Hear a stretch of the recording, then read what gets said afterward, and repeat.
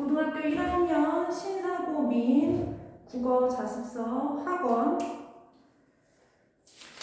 똑똑하게 매체 읽기 단원 매체 평가하며 읽기를 들어가도록 할게.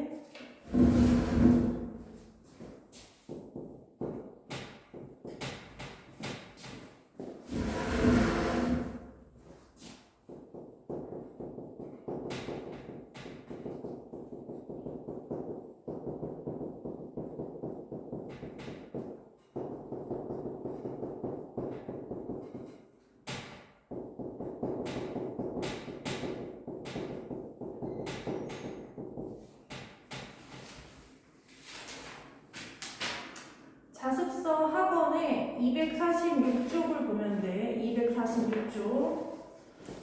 여기 246쪽에 먼저 매체의 정의와 특성 보여? 그래서 먼저 매체의 정의에 대해서 나와 있어. 매체의 정의가 뭐라고 나와 있지? 메시지를 전달해서 발신자와 수신자 사이에 의사소통을 가능하게 하는 매개물이다. 매개물이라는 단어는 중간다리 역할을 한다라는 뜻인 거야. 그래서 매체의 종류는 우리가 일상생활에서 흔히 접하는 신문이나 TV나 인터넷이 대표적인 매체의 종류가 되는 거야. 그리고 매체의 특성으로 불특정 다수에게 동시에 전달할 수 있다라는 특성이 있어. 신문이나 TV나 인터넷을 생각하면 이 특성은 금방 생각할 수 있을 거야. 그리고 신문이나 TV는 일방향, 한 방향으로 메시지를 전달하는데 인터넷은 쌍방향으로 전달이 가능하다. 그래서 상호 소통이 가능하다라는 거. 예를 들면 인터넷으로 라이브로 실시간으로 서로 채팅도 주고받고 영상도 주고받을 수 있잖아. 그렇기 때문에 인터넷은 쌍방향 매체라는 거. 옆 페이지로 넘어가서 247쪽. 이러한 일상생활의 이 매체를 우리가 수용하는 데 있어서 어떻게 읽어야 하는가, 비판적으로 평가하면서 읽어야 된다라는 이야기를 써놓은 거야. 그래서 매체는 거기 가운데 제작자나 편집자에 의해서 재구성된 내용을 제공한다. 그래서 신문 같은 경우는 객관적 사실보다는 기자나 편집자가 중요하다라고 생각하는 것도 포함이 되고, 표제, 본문, 사진에서 필자의 특정 관점이나 의도가 드러나기도 한대. 그래서 대표적인 게 그 신문에서 기자나 편집자가 중요하다라고 생각하는 것은 뭐냐면, 우리 가장 논술 공부할 때 신문에 사설을 가지고 많이 논술 연습들을 하잖아. 고3 수험생들이. 그때 이 신문 사설이라든지 신문의 어떤 의견란 같은 것은 기자나 편집자의 의견, 주관적인 의견이 많이 반영된 것이기 때문에 학생들이 이런 사설이라든지 신문의 의견을 읽을 때에는 무조건적으로 수용하지 말고 비판적으로 수용하는 입장을 가져야 된다라는 거지. 광고 역시 특정 의도가 담긴 거야. 기업의 이윤을 추구하기 위해서. 그래서 이미지나 문구로 필자의 특정 관점이 드러난다는 거. 그래서 광고 역시, TV 광고 역시 예를 들어서 냉장고를 파는 광고가 나왔을 때 성능이 너무 좋대. 그러면 기존에 집에 쓰고 있던 멀쩡한 오래된 냉장고를 버려서는 안 되겠지. 광고 그것만 보고. 그러니까 TV 광고를 볼 때도 무조건적으로 수용하면 안 된다는 거야. 그리고 밑에 247쪽, 자습서 247쪽 맨 밑에 게이트 키핑이라는 단어가 나와. 게이트 키핑. 게이트 키핑이라는 것은 뉴스가 취사 선택되는 일련의 과정 전반을 의미한대. 취사 선택이라는 것은 취할 것은 취하고 사는 죽을 사자야. 버릴 것은 버려가면서 선택하는 거. 그러니까 취사 선택이라는 것은 결국 이제 선택한다라는 초이스의 의미인 거지. 그래서 다양한 뉴스 소재 중에서 어떤 것은 대중한테 알려주고 어떤 것은 대중한테 알려주지 않을지를 결정하는 것을, 이 과정을 게이트 키핑이라고 한다라는 거지. 예를 들면 가장 최근에 이태원에서 압사 사고 나타났을 때 실제로 압사 당해가지고 죽는 과정 같은 거는 게이트 키핑 과정에서 어떻게 되겠어? 취겠어, 사겠어? 버리는 거겠지, 사겠지. 그리고 이런 게이트 키핑을 하는 사람, 즉 뉴스 결정권자를 게이트 키퍼라고 하는 거야. 그래서 밑에 내용을 읽어보면 되고, 다음 페이지 248쪽으로 넘어가 볼게. 자서 248쪽 제1강 매체 평가하며 읽기 본문을 같이 읽어볼게. 우리는 많은 사람들과 다양한 매체를 통해 소통을 하며 살아간다. 신문, 잡지와 같은 인쇄 매체, 라디오, 텔레비전과 같은 방송 매체, 인터넷과 같은 통신 매체 등의 매체는 변화와 발전을 거듭하고 있으며 이러한 매체를 통한 의사소통은 우리의 일상이 된 지 오래이다. 우리 일상생활에 매체를 사용하는 것은 아주 익숙한 거라는 거야. 가문단에서는 특별히 시험 문제 될 만한 거리는 없어. 나문단으로 넘어가서 우리는 매체를 통하여 많은 양의 정보를 접하고 있는데 이러한 매체에는 필자의 특정 관점이 들어있을 수 있다. 당연한 얘기인 거지. 이 매체를 걸러내고 보도하고 이거 다 사람이 하는 작업이 많은 거잖아. 그러니까 특정 관점이 들어갈 수밖에 없겠지. 그래서 매체에서 개인이나 집단이 견해를 드러내는 방식을 이해하고 견해가 무슨 뜻이래? 의견, 생각. 매체를 비판적으로 읽어야 하는 까닭이 여기에 있다. 예를 들어 많은 사람들은 신문 기사나 텔레비전 뉴스가 사실만을 객관적으로 보도한다고 믿는다. 그러나 여기 담긴 내용에는 객관적인 사실 외에 기자나 편집자가 중요하다고 생각하는 것도 포함된다. 기사나 뉴스뿐만 아니라 대부분의 매체는 제작자나 편집자 등에 의해 재구성된 내용을 우리에게 제공한다. 광고에도 기업이나 개인, 단체의 특정 의도가 담겨있다. 당연한 얘기지. 따라서 우리는 매체에 담긴 내용과 이를 표현하는 방법을 꼼꼼히 따져볼 필요가 있다. 예컨대 신문을 읽을 경우에 거기 알아도 신문의 구성 요소야. 신문의 구성 요소는 표제가 있고 본문이 있고 사진이 있고 굵은 글씨로 크게 써놓은 신문 기사의 제목을 바로 표제라고 하는 거고 신문의 내용을 본문이라고 하는 것이고 이 제목과 내용을 좀 더 독자들이 이해하기 쉽게 그리고 한눈에 알아볼 수 있도록 도와주는 이미지들이 바로 이 사진에 해당하는 거겠지.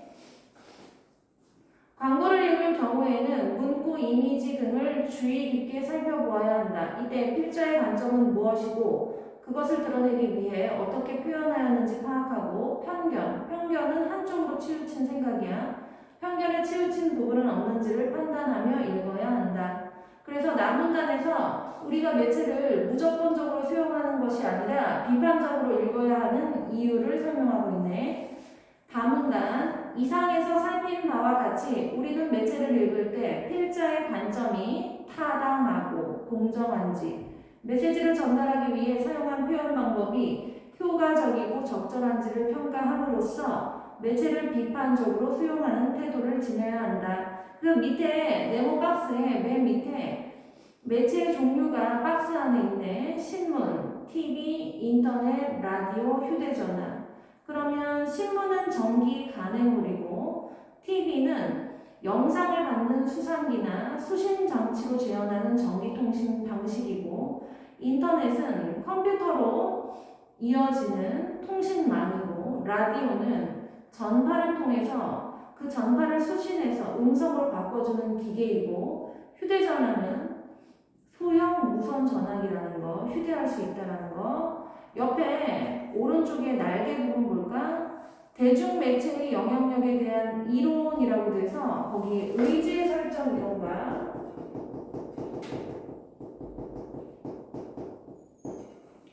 틀짓기 이론이 나와 있어. 틀짓기 이론. 그래서 의제라는 것은 어떤 의견에 대한 제목을 얘기하는 거야. 의제 설정 이론이라는 것은 대중매체가 대중의 마음속에 특정 이슈의 중요성을 부각시키는 능력이 있다고 주장하는 이론이다. 즉, 특정 이슈에 대해 미디어가 반복적으로 다루면 실제로 중요하지 않더라도 그 이슈를 중요한 의제라고 인식하도록 한다는 거. 틀짓기 이론 봐봐. 틀짓기 이론은 대중매체가 어떤 사안의 어떤 측면을 선택해서 강조하고 수용자에게 설명하는 반면 다른 측면은 무시하는 보도 경향을 일컫는데, 그래서 어떤 정해진 틀 안에서 이 문제가 발생하는 것 중에서 어느 부분을 봐야 할지를 매체가 결정해 준다는 거지. 그래서 이런 대중매체의 영향들에 대한 이론들이 있고 실제로도 이런 것들이 행해지고 있기 때문에 현재도 우리는 매체를 읽을 때 어떻게 읽어야 된다? 비판하면서 읽어야 한다라는 거야. 그러면 이 매체를 평가하면서 비판적으로 평가하면서 읽을 때 기준이 되는 것들은 그 밑에 나와 있지. 타당성과 공정성 요 두 가지를 가지고 매체를 잘 판단하면서 읽어야 한다라는 거지. 타당성은 필자가 글에서 제시하고 있는 내용이 옳은지 여부를 가리는 것이고 객관적 사실에 입각해서 판단하는 건지를 알아야 하는 것이고, 공정성은 어느 한쪽 편으로 치우치지 않고 균형 있게 문제를 접근하는지를 살펴봐야 한다는 거야. 그러면 옆에 249쪽에 핵심 정리가 나와 있는데 계속해서 봤던 부분이니까 한번 읽고 정리해 보도록 하고, 250쪽으로 넘어가 볼게. 250쪽 제2강 매체 평가하며 읽기. 드디어 수많은 매체 종류들 중에서 실제로 그 매체를 어떻게 평가해야 하면서 읽어야 하는지를 예시를 통해서 드러내고 있어. 첫 번째 신문 사설이 나와 있네. 신문 사설. 저성장 늪에서 벗어나려면 고령화 속도를 늦춰야 한다라고 제목이 나와 있는데, 일단 이 제목이 잘 지어졌는지 표제야. 이게 바로 표제가 되는 거야. 표제라고 적어놔. 이 표제가 잘 쓰여져 있는지 일단 그 신문 기사 내용을 읽어보고 우리가 같이 판단을 해보도록 할게. 인구 고령화가 경제 제도약의 걸림돌이 될 수 있다는 우려가 커지고 있다. 크리스틴 라가르드 국제통화기금 즉 IMF 총재는 땡땡대 강연에서 고령화 문제를 해결하지 못하면 대한민국의 경제 성장률은 2025년에 2%까지 떨어질 수 있다라고 경고했다. 인구 고령화가 비단 우리나라만의 문제는 아니지만 우리 사회는 고령화가 굉장히 빠른 속도로 진행되고 있으므로 차별화된 대책이 요구된다. 그러면 1문단에서는 우리나라가 고령화 문제가 이미 심각한 상태라는 거야. 그래서 그 대책 마련이 필요하다라는 것을 이야기하고 있어. 2문단으로 가볼게. 한국개발연구원 KDI는 우리나라가 인구 감소 등으로 2050년에서 2060년에 경제 성장률이 1.1%까지 떨어질 것이라고 전망했다. 이는 저출산, 고령화가 경제 성장을 급속히 둔화시키는 요인임을 시사한다. 세계 최저 수준의 출산율로 일할 사람은 줄어들고 있는데 부양해야 할 노인이 많아지면, 부양이라는 것은 너네 집에서 가족을 부양하는 사람이 누구야? 엄마 아빠 다 일하셔? 그러면 부양이라는 것은 뭐야? 가족을 돌보는 걸 얘기하는 거야. 경제적으로 책임을 지는 걸 얘기하는 거야. 경제에 악영향을 미칠 수밖에 없다. 노동시장에 유입되는 20, 30대는 줄어들고 인구 비중이 높은 베이비붐 세대의 은퇴가 본격화되고 있다. 그 결과 경제활동의 핵심 노동력이 줄어들면서 생산성이 떨어지고 소비가 줄어들어 성장 잠재력을 갉아먹는 등의 부작용이 생기고 있다. 그래서 저출산 고령화로 지금 사회적으로 심각한 부작용이 생기고 있다고 이 문단에서 얘기하고 있어. 3문단으로 넘어가 볼게. 이처럼 고령화의 부작용이 경제에 미칠 부정적인 파장을 줄이기 위해서는 양면 전략을 구사하는 것이 효과적이다. 양면 전략 중 첫 번째 전략은 바로 다양한 노동력을 확보하는 것이다. 여성 인력을 최대한 활용하는 한편 우수한 외국인 인적 자원을 적극 유치해야 한다. 또한 최고임금제 등을 통해 고령자들의 생산활동 참여를 이끌어냄으로써 노동력 부족을 해소해야 한다. 그리고 두 번째 전략은 생산성을 향상하는 것이다. 기업들은 연구개발 투자를 대폭 늘리고 정부는 이를 제도적, 재정적으로 적극 지원해야 한다. 이렇게 근로자 기업 정부가 힘을 합치면 고령화에 따른 문제를 해결할 수 있을 것이다. 그래서 두 가지 전략을 통해서 고령화에 따른 저성장 문제가 해결 가능하다라고 마지막 문단에서 얘기하고 있네. 그러면 이 신문사설이라는 매체를 다 읽어봤어. 그러면 우리가 이 매체를 비판적으로 읽어봐야 되겠네. 그러면 일단 제목, 표제는 잘 썼는지 한번 볼까? 저성장의 늪에서 벗어나려면, 늪이라는 거 알지? 늪에 한번 빠지면 허우적거리고 빠져나오기가 힘들잖아. 그러니까 저기 지금 실제로 늪에 빠졌다는 게 아니라 저성장이 그만큼 심각하다라는 것을 늪이라는 단어로 비유적으로 나타낸 거니까 오히려 이런 비유적인 표현은 사람들의 머릿속에 각인되기가 쉬운 거니까 제목으로서는 적절한 거지. 그리고 신문이라는 것은 내용이 굉장히 많기 때문에 그 수많은 내용을 모두 다 읽을 수가 없어. 그래서 독자들도 신문을 읽을 때 취사 선택해서 읽는 경향이 짙단 말이야. 그래서 이렇게 저성장 늪 벗어나려면 여기서 보면 조사가 중간중간 생략이 돼 있잖아. 그런 것은 오히려 신문의 핵심 내용을 잘 전달할 수 있도록 아주 간단하게 잘 지은 제목이라고 할 수 있네. 근데 이 제목은 표현상의 특징으로 보면 큰 무리는 없어. 큰 잘못은 없는데 우리 본문 내용을 읽어봤잖아. 신문의 본문 내용을 읽어보면 이 본문 내용이 표제 내용하고 서로 일치하지가 않아. 그렇기 때문에 잘못된 표제라고 볼 수 있는 거지. 그리고 두 번째, 이 신문 매체의 문제점은 뭐냐면 거기 그림을 한번 볼까? 그 사진이 나와 있는데 노인인 것 같아. 나비 넥타이 하고 안경 쓰고 베레모 쓰시고 그래서 지금 막 무슨 음료 같은 거를 컵에다가 담아가지고 기다리고 있는 손님들한테 주고 있는데 지금 이 고령자도 경제 활동에 참여할 수 있다라는 그런 사진을 그림을 보여준 거야. 이미지를. 그래서 자연스럽게 고령자를 통한 노동력 확보도 필요하다라는 인식을 심어줄 수 있기 때문에 공정한 이미지라고 볼 수 있는 거지. 그러면 표제 말고는 잘못된 게 없는 것 같아. 그럼 본문 내용 한번 살펴볼까? 거기 1번단에 국제통화기금 IMF 총재가 그 경제성장률이 2025년에 2%까지 떨어질 수 있다라고 해서 구체적인 수치를 제시하고 있어. 권위 있는 전문가를 통해서 이 구체적인 수치를 제시하고 있고 또 이 문단에 보면 KDI라고 해서 한국개발연구원이 2050, 60년에 경제 성장률이 1%까지 떨어질 것이라고 이번에는 전문가가 아니라 권위 있는 기관의 미래 전망을 통해서 구체적인 수치까지 제시하고 있으니까 1문단과 2문단의 IMF 총재의 이야기와 KDI 기관의 구체적인 수치는 이 글을 읽는 독자에게 어떤 믿음을 줄 수 있는 거야. 그러니까 신뢰성을 높이는 요소라고 볼 수 있다라는 거지. 그리고 이런 구체적인 논리적으로 구체적인 수치를 제시한다라는 것은 독자의 이해를 돕고 독자가 이 신문 사설을 읽었을 때 이 사람 말이 어느 정도 수긍이 되네 라고 설득적인 효과도 가질 수 있다라는 거지.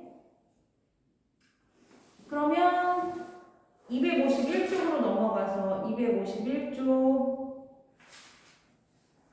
거기 인쇄 광고가 나와 있어. 인쇄 광고. 여학생, 교복 입은 여학생의 사진이 있고 가운데 사진은 군인의 사진이 있고 세 번째는 박 과장님이 나와 있네. 그러면 학생, 엄마 모시고 와. 알고 계셨나요? 헌혈은 69세까지 누구나 할 수 있습니까? 할 수 있습니다. 부모님과 함께 해요. 두 번째, 김병장, 엄마 모시고 와. 알고 계셨나요? 헌혈은 69세까지 누구나 할 수 있습니다. 부모님과 함께 해요. 나눔의 기쁨. 세 번째는 박 과장, 엄마 모시고 와. 알고 계셨나요? 헌혈은 69세까지 누구나 할 수 있습니다. 부모님과 함께 해요. 나눔의 기쁨. 그래서 지금 이 세 가지 사진 모두 이 인쇄 광고는 부모님하고 헌혈하자라는 내용인 거야.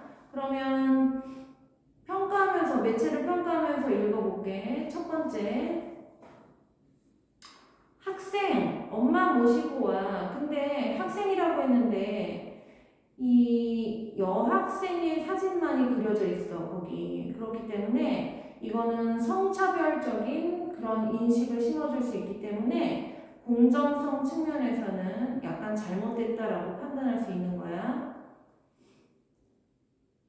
그리고 알고 계셨나요? 라고 질문으로 저기 문구를 시작했잖아. 그렇기 때문에 이런 질문으로 시작하는 것은 독자의 호기심, 흥미를 유발할 수 있다. 적절하다.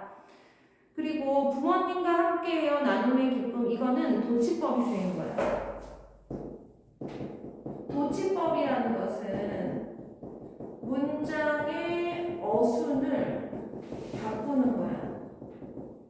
그래서 작가가 말하고자 하는 바를 강조하기 위해서 이런 도치법을 쓰는 건데, 예를 들어 나는 동생이 보고 싶다. 이게 일반적인 국어 어순에 따른 배열의 문장인 거야. 근데 내가 동생이 보고 싶다라는 것을, 동생이 보고 싶다라는 거, 이 동생을 강조하기 위해서는 도치법으로 이렇게 쓸 수 있는 거지. 보고 싶다. 동생이. 이런 식으로. 이런 걸 도치법이라고 하는 거야. 그래서 동생이 보고 싶다라는 것을 도치법을 통해서 강조하고 있는 거지. 여기도 마찬가지야. 나눔의 기쁨, 즉 헌혈이라는 나눔의 기쁨을 부모님하고 함께해요. 지금 이 인쇄광고 세 가지 문구와 이미지는 다 헌혈하자라는 것을 설득하기 위한 광고니까 이 헌혈이라는 주제를 강조할 수 있는 거지. 도치법을 통해서. 그리고 또 하나, 헌혈은 69세까지라고 해서 구체적인 수치를 제시했기 때문에 독자를 논리적으로 설득하는 결과를 얻을 수 있다. 넘어가서 252쪽. 252쪽에 학습활동 볼게. 252쪽 1번. 표제의 적절성을 평가해보자. 저성장 늪 벗어나려면 고령화 속도 늦춰야. 표제에 드러난 필자의 생각. 그것은 무엇일까? 우리 경제 성장을 늦추는 요인 중에 하나가 빠른 고령화라는 것을 알 수 있지. 그리고 그렇게 생각하기 때문에 필자가 고령화를 늦추는 것만이 저성장을 해결하는 것이라는 그 생각을 알 수가 있어. 2번. 본문에 제시된 문제 해결 방안을 정리해보자. 아까 읽었던 부분이야. 그래서 그 네모 박스 안에 본문 내용은 읽지 않겠어. 바로 해결 방안 정리로 가볼게. 그러면 이 고령화가 저성장에 큰 영향을 미치고 있잖아. 나쁘게 부정적으로 영향을 주고 있기 때문에 다양한 노동력을 확보해야 하는 거야. 뭐지? 여성 인력을 적극적으로 활용하고 외국인 인적 자원을 적극적으로 유치하고 고령자가 경제 생산 활동에 참여할 수 있도록 유도하는 것이 필요하다. 그리고 또 다른 측면으로서는 생산성을 향상해야 한다. 즉 생산성 향상은 기업에 대해서 연구 개발 투자를 확대하고 정부가 이를 제도적으로 재정적으로 지원해줘야 한다라는 거지. 외국인 인적자원 유치. 요번에 카타르 월드컵에서 카타르는 사막도시이기 때문에 자국민이 얼마 없잖아. 뭐 저기 면적도 적고. 그래서 요번에 월드컵 경기장을 지을 때 근처에 못 사는 나라의 외국인 노동자를 대거 데려다가 월드컵 경기장을 지었단 말이야. 이런 게 바로 외국인 인적 자원 유치가 된 거겠지. 그래서 빠른 시간 안에 돈은 많이 들었지만 월드컵 경기장을 다 지을 수 있었잖아. 3번. 2번에서 정리한 문제 해결 방안을 바탕으로 표제가 적절하게 제시되었는지 평가해보자. 우리 앞에서도 이 표제는 표제의 표현 자체는 큰 문제성은 없는데 표제가 본문, 신문기사 본문 내용하고 서로 일치하지 않기 때문에 적절한 표제가 아닌 거야.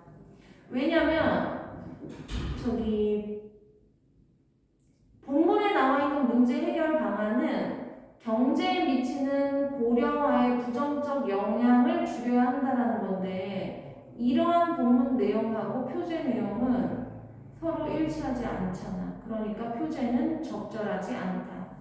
동그라미 4번. 표제에 사용된 표현 방법을 파악하고 그 효과를 판단해보자.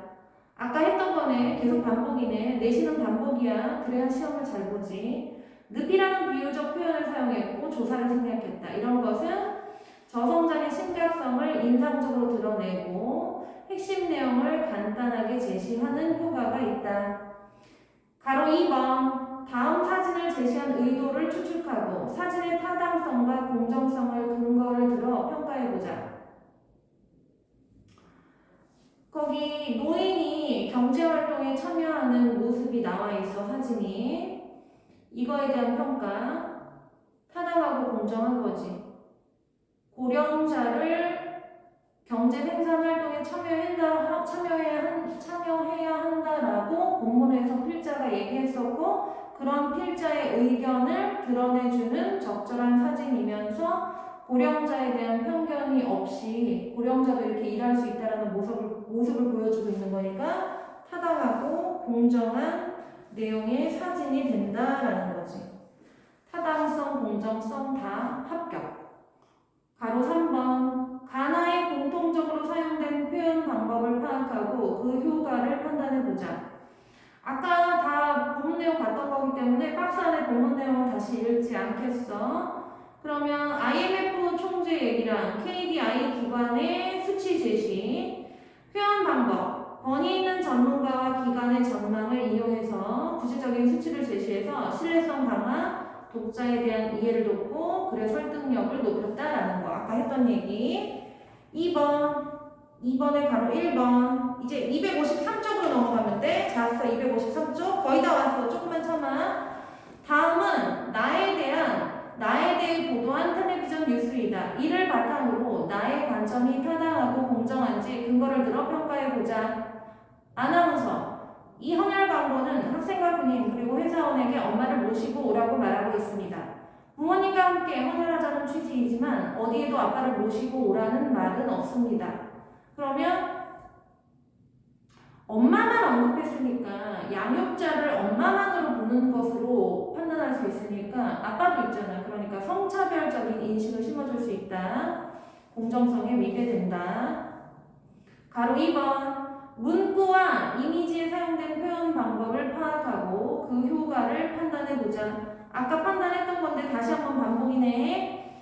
이미지 속의 대상을 호명했고 69세라는 구체적 수치 제시했고 질문을 던지고 도치법을 사용했기 때문에 호기심 유발, 주제 강조, 독자에 대한 설득력이 높아지고, 그리고 맨 밑에 그 그림 이미지 봐봐. 이미지 밑에 표현 방법 봐봐. 학생, 군인, 직장인을 다양하게 제시했고 대상과 어울리는 배경을 제시해서 이미지상으로는 문제가 없다. 누구나 참여할 수 있다는 인식을 심어주고 대상과 조화를 이루며 전달 효과가 높아진다. 문구와 이미지를 같이 제시하는 거가 효과적인 전달 효과를 높인다는 거지. 마지막 3번. 매체에 드러난 관점, 표현 방법을 비판적으로 평가하면서 읽어야 하는 까닭은 무엇일까? 매체라는 것은 그 매체를 보도하는 기자라는 신문 기자라든지 사설 위원이라든지 이런 글 쓰는 사람, 필자의 특정 관점이 들어갈 수밖에 없기 때문에 그 관점이 자칫하면 사회의 일반적인 통념에서 어긋날 수 있다는 거야. 누구나 개개인마다 생각의 차이는 있을 수 있으니까 성차별적인 발언이라든지 인종차별적인 발언이라든지 그렇기 때문에 그 표현 방법이 적절하지 않으면 그것을 우리는 비판적으로 수용해야 한다는 거지. 요번에 월드컵에서 축구 선수들이 인종차별, 카타르 거기는 이슬람 국가이기 때문에 여성이라든지 이주 노동자에 대한 차별이 어느 정도는 존재하고 있는 게 사실이잖아. 그래서 축구 완장을 차별반대 이런 거 차고 나간다고 했다가 피파에서 그렇게 차고 나갔다가는 불이익을 심하게 주겠다라고 해서 철퇴하니까 이렇게 무릎을 꿇는 퍼포먼스로 왜 축구장에 등장하고 그런 것들도 이제 인종차별, 성차별에 반대하는 운동인데 선생님이 약간 웃긴 것 같아. 영국 그런 게 그 퍼포먼스가 제일 웃긴 것 같아. 왜냐면 영국이 옛날부터 식민지 제일 많이 삼았잖아. 해가 지지 않는 나라라고 해서 대영제국. 지네들이 식민지였을 때 흑인이라든지 아프리카인들 괴롭힌 거 생각 안 하나? 아무튼 저기 내 의견이었어. 마지막에 국어인 펼치기. 누리 소통망에 게재된 글 중 하나를 골라 그 글에 드러난 관점이나 표현 방법을 평가해보자. 거기 피부 사랑에서 땡땡 자외선 차단제. 자외선을 100% 완벽하게 차단해준다. 아무리 뜨거운 태양 아래서라도 이 제품 하나면 끄떡이 없다. 웬만한 자외선 차단제들은 전부 별로다. 이 제품이 독보적으로 좋다. 그러니까 땡땡 자외선 차단제로 피부 걱정 날려라. 평가해봐. 이거 올바른 광고야? 내가 봤을 땐 전혀 아니야. 어떻게 100% 차단하는 저기 자외선 차단제가 있고 이 제품만이 좋을 수가 있어. 그러니까 이거는 너무 오버해서 저기 광고를 하는 거야. 과장 광고라고 할 수 있는 거지. 그리고 이렇게 진짜 이 제품이 좋다라고 하면 어떤 객관적인 수치라든지 전문가의 어떤 객관적인 뭐 의견이라든지 뭐 기관의 실험을 통해서 증명이 된 뭐 그런 것들을 수치 같은 거를 제시를 해야 되는데 그런 객관적 근거가 전혀 없이 그냥 이 땡땡 자외선 차단제만 계속 좋고 다른 거는 다 안 좋다라고 편하는 거잖아. 편하라는 것은 다른 사람이나 다른 것들을 깎아내리는 걸 얘기하는 거야. 그러니까 이거는 타당하지 않은 매체인 거지. 누리소통만은 너네들이 자주 사용하는 SNS 생각하면 되는 거야. 그래서 자습서 253쪽에 학습활동까지 꼼꼼하게 다 했고 뒤에 핵심 한쪽 정리는 읽으면서 외우면서 다시 한번 개인적으로 정리를 하면 될 것 같아. 그러면 매체 평가하며 읽기 단원은 이걸로 마치도록 할게. 고생 많았어.